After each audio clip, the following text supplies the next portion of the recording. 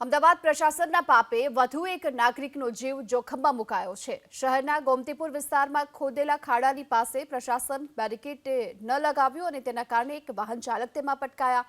આ ઘટનામાં યુવકને ગંભીર ઈજા પહોંચી છે। સ્થાનિકોએ જોકે આ યુવકને બહાર કાઢી સારવાર માટે હોસ્પિટલ ખસેડ્યો।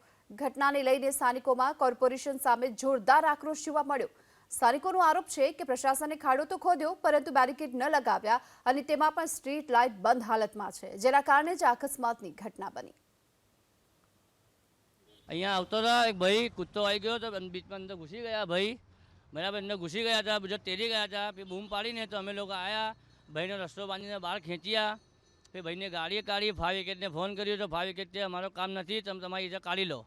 પછી અમે પોલીસને બોલાવી બધાને બોલાવ્યું મ્યુનિસિપાલિટીઓ કોઈ આવ્યો નથી।